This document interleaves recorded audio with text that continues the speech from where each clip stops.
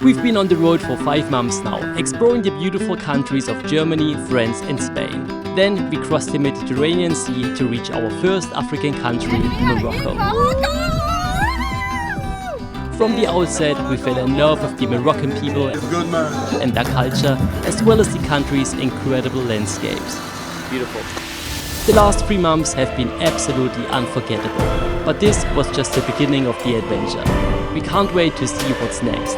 Now we're heading to Mauritania, our second stop on the African continent. Our heads full of happy memories and a carefree spirit, we said goodbye and set off into the unknown, eager to see what lies ahead. We are Melin and Norman, and this is the story of our journey through Africa.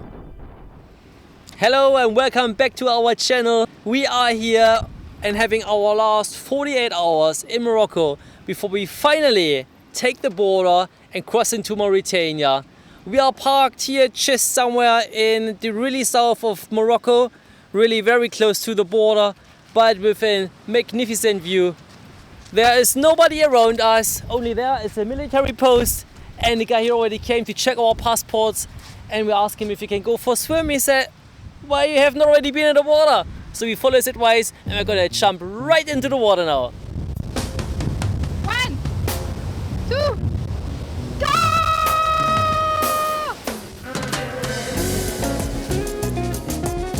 We really enjoyed swimming in the waves. The Atlantic Sea here is warm, not what we are used to on the French or Spanish coast, where a swim is sometimes only for those who don't mind the cold water. Let's go back to the bed. Take a shower. I try to fold this tent without touching again the floor, otherwise it's gonna be dirty again. But sunset is beautiful today. The sun is so big, but yeah, some trouble here. No. Cover your face. No, it's not good. Oh my god. Today we will continue our journey to Mauritania. We have decided that we will cross the border the day after in the morning when we are feeling fresh and full of energy. We haven't yet decided where we will sleep tonight. We have 2 options for tonight. One is we stop just after Gargaret at the petrol station, and it's 15 minutes from the border. The second one is that we stop 45 minutes from the border, and it's a little bit more wild. So these are the 2 options. We don't really know how good or bad the border crossing will be.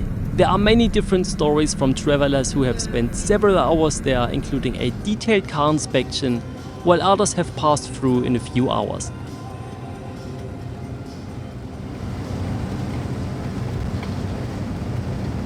Oh, it's nothing here. Empty. Emptiness. Wow. Like there are villages, like we came across 2 villages, but we couldn't see anyone, and looked like that the houses there were also all abandoned. And now, as far as I can see, it's nothing. No house, nothing. Yes, quite rocky now, I have to admit. Besides a lot of sand, you have a lot of rocks here. And I wonder how that Gargaret is, because you have there the big border patrol. So there must be a lot of people who work there at the border. So where do they live? I mean, you have to also make it a little bit attractive for the people there in the uniform. You cannot say, oh yeah, you know, you have to work there, and then you have nothing. So I expect after all this ride here in the nowhere, we come to a place where you can find bread and restaurants and all this. But the road is really good. Like you can actually just relax. If you had cruise control, you can just go straight all the way with your 60, 80 kilometers per hour, because that is changing. With each curve you have to slow down to 60, even though the curves are huge and you can easily go maybe 100, but I don't want to pay any fine here on our last 2 days in Morocco.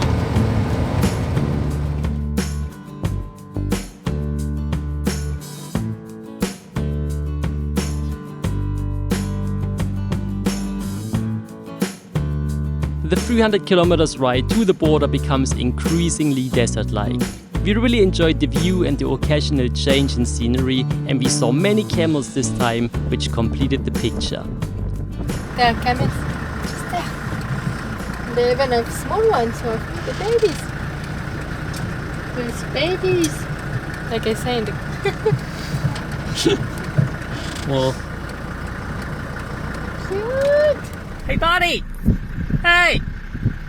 Where's the border? Good, you're gonna try that, mate. Cheers, bud! Although the road is in perfect condition, extremely strong winds blow sand across it, so we have to be careful not to drive into it and lose traction. 45 minutes away from the border, we left the tarmac road and rode through some soft sand to a spot behind the dunes. We plan to continue riding from there in the morning. What we hadn't counted on was the strong winds there. We're at the feet of a sand dune. It's a little bit sandy. Don't think we can stay here. Oh yeah? It's crunchy. There's a dune here and there's rocks just there. I'm actually kind of stopping the dune for coming further. And I think we will be very much protected from the wind. So crunchy! So crunchy! But we won't rest here for the night just because this place is so windy. Look And with the wind comes a lot of sand. It's the fourth time that I'm cleaning the countertop and we always get this amount of sand inside. So we're gonna hit the road and then we're gonna try to find something better. Here it's very remote. It's nice, but it's super windy outside. At least we could dry our clothes. There's my shirt. The bikini, another shirt. We put them on the bush so they don't fly away. But we had to even secure the step. Now it's super windy. Super windy here. Wow.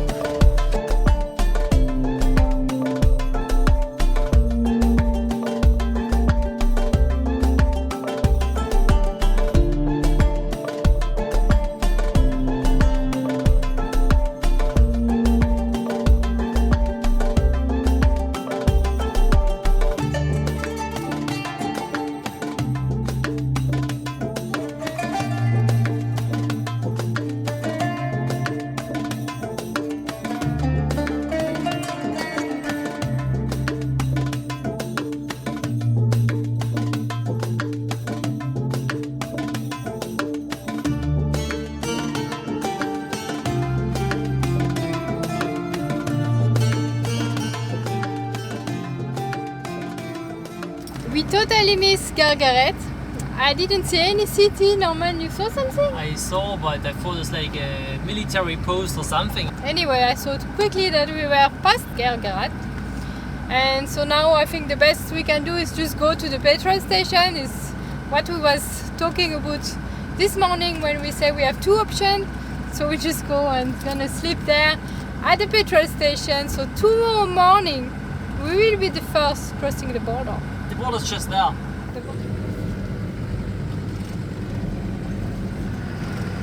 So we just asked the military guy where we can stay for the night, and he said, where you want. So just now we need to find a place. There's nobody here. Our favorite spot to sleep in Morocco is petrol station, we love you. To spice it a bit up, it's not any petrol station, it's the last petrol station before Mauritania. So we're directly at the border, so the vibes are already very special here. So many other abandoned There trucks is or... mostly trucks Yeah. and military. It's a busy city. We have seen city where it's less people. Here it's busy. All the trucks they are coming before passing the border.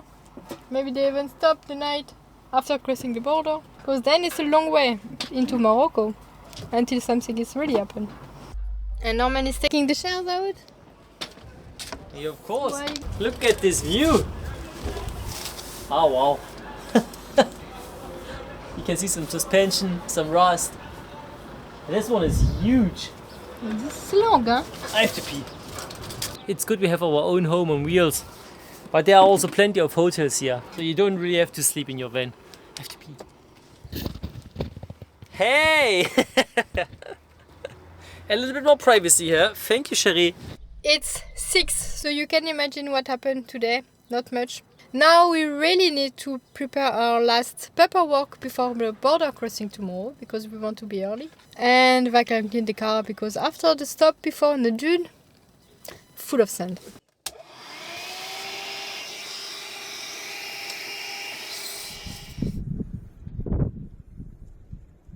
Gonna eat some omelette with cheese and maybe the last avocado juice of Morocco. Maybe not of the trip. We don't know what to expect in Mauritania. The avocado juice and omelette were both excellent. We would highly recommend this place next to the Ola petrol station. But now it's time to get some rest. See you tomorrow.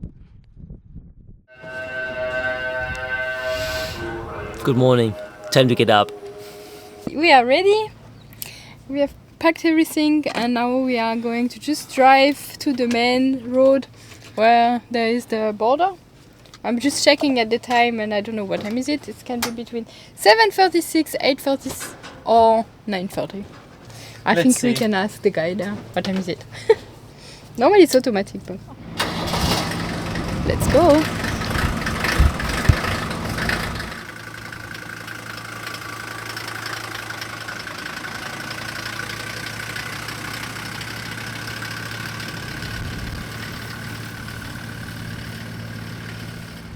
So I confirmed the time with the guy and then he confirmed that it's 8:45 now. So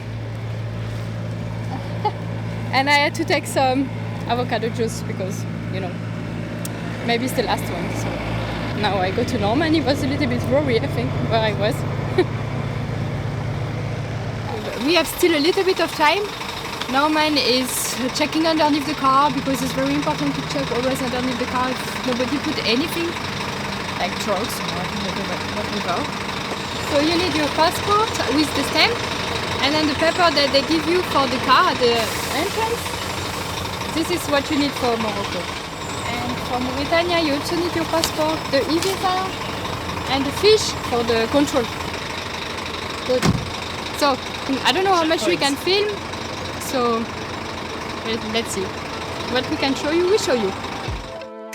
The border crossing was self-explaining and we went through in 90 minutes. Then we drove through the no man's land, a buffer zone in the Western Sahara territory that separates the Moroccan and Mauritanian border posts. Historically, this area was known for being lawless, chaotic and dangerous, with a significant number of abandoned vehicles and landmines. While still a desolate area, it's generally considered safer now if you stick to the main track or road. Much of the old wreckage has been cleared away. We are very close to the border, so I can see already the border. It's only 4 kilometers. I think if he goes here to do, it's for a reason. Yeah. Exactly. So there was a good road until now. Oh wow. And this is very not good. The Moroccan border was quite good and now let's see for the Mauritanian one. It seems to be a little bit more complicated. We also have this list where they explain each step we have to do, so maybe we try to follow this. Depends how busy it is there, you know. If it's very busy, maybe, I mean, we read something that some people they say if it's very busy, just don't take a fixer, it's going to take as long as with a fixer.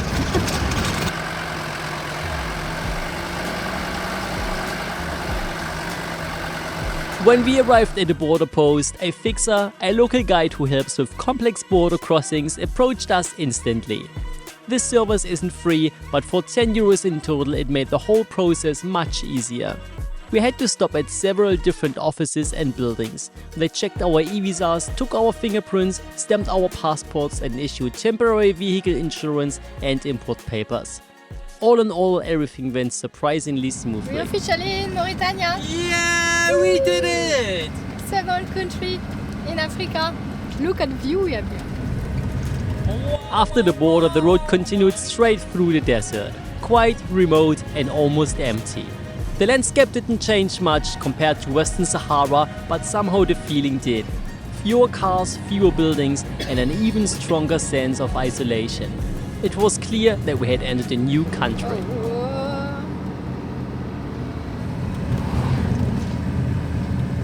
Yeah, super narrow, especially if the sand is on the side. the trucks are coming. Probably they also know the street, no? They know they used to drive there, so they are less careful.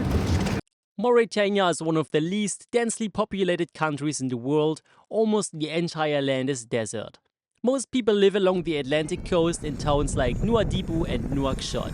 Arabic is the official language, but French is still widely spoken, and you will also hear local languages such as Wolof and Pula.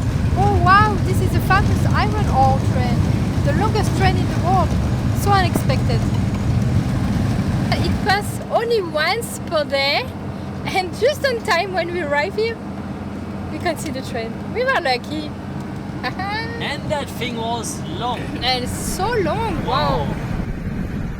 We are heading to Nouadhibou, the second largest town in Mauritania, not far from the border.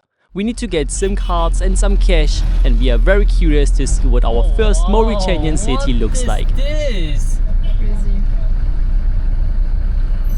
Crazy. Big city, huh? Lots of shops. Love it.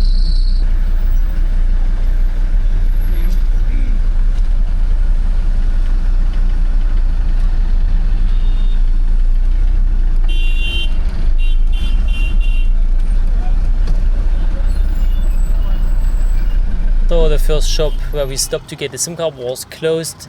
Now we've driven a little bit back and we want to get some cash as well. And we've seen there was just another shop where we could probably get a new SIM card. Let's see, it's pretty crazy traffic here because we were standing here at the traffic light for quite some time now. I could watch the people going and not going. So the respect of the traffic light is not so big. It's going to be probably quite an adventure here driving around Mauritania. Although we couldn't get a SIM card, we did manage to catch a glimpse of the city while searching for an ATM and some fresh fruit and vegetables. Almost a vicious stop where everybody just goes and Slowly easing his way. We left the hustle and bustle behind us and headed towards the much whiter bay. Well, we thought we had found heaven, you know, with just a few water birds and fishermen around, but then... It is midnight right now. And we are surprised by this huge storm outside, and we are parked very close to the sea, and we're getting all the splashes from the sea, and now it's even raining. We get all this here on the side of Mochi. The whole van is moving like this, and this morning I was talking about that it rains only once or twice per year, and now we are in the middle of this rain, and it is immense. Melanie said, Yeah, come Norman, we have to go now. I mean, you can talk, but I'm a little bit concerned. So I prefer we just go and talk later. Huh? Yeah, we're going to show you what's happening outside. You see the wave? Huh? You see the wave? You see? Oh wow. Oh no, it's better we moved now. It's This storm turned out to be the strongest that this area had experienced in a long time. Though it was quite powerful, it won't keep us from sleeping in our van. And there will be lots more adventures to come on our way to South Africa. So make sure you like this video and subscribe to our channel to make sure you don't miss out on future episodes. See you next week. Bye bye.